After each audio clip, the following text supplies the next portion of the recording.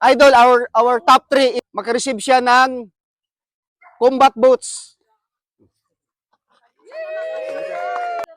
Top 2, Clarence Gabriel. Palayo tayo, idol, baka makagatay aso.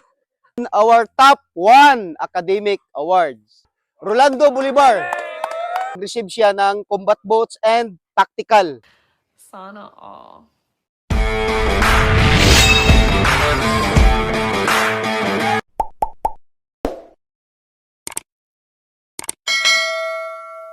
Mga idol, dito tayo ngayon sa second batch ng K9 Handlers Evaluation.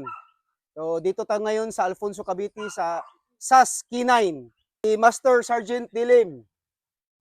Ito yung authorized na K9 Evaluator. And James Pontanilla po. Pontanilla. Ating pinaka-master dito na trainer, si Mr. Bob Sales dito sa SAS K9.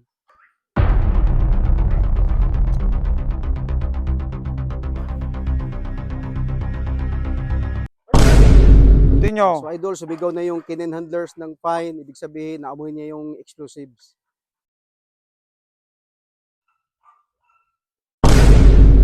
So mga idol, sumigaw na naman yung handler na fine.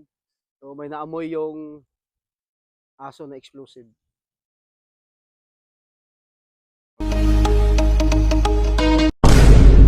So, sumigaw na mga idol yung handler na fine. So naamoy ng aso yung explosive. Vehicle search. Kailan handler Rolando Jacinto Bolivar Jr. May body, ididimos. Ready for evaluation, sir. Okay, go. Yan, nag-start na siya nag-search in the presence of our K9 Evaluator, Police Executive Master Sergeant Pontanilla.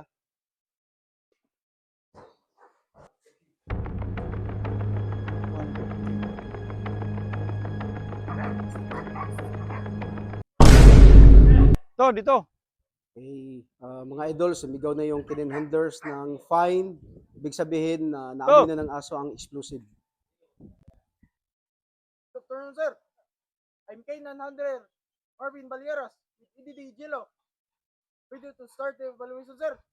Okay, go.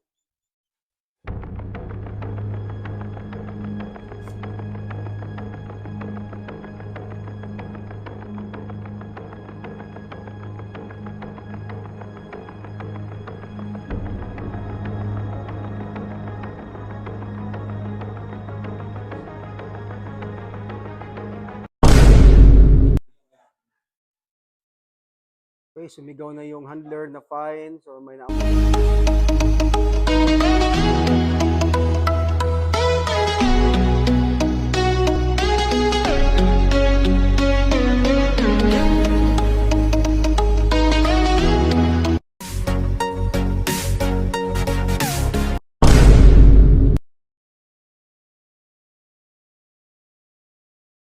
In the presence of our evaluator, Police Executive Master Sergeant Dilim.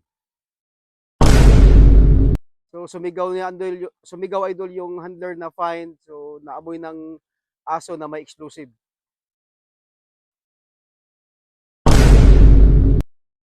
Okay, mga idol, nakaupo yung aso so naamoy niya yung explosive. Ito naman idol at tatawag na open aerial search.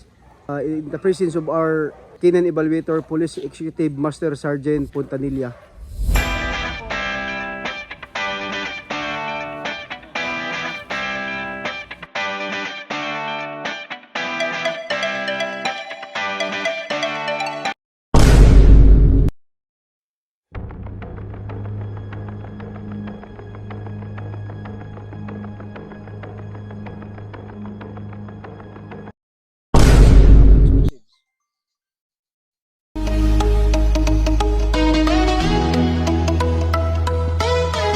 So mga idol, tapos na yung K9 handler evaluation.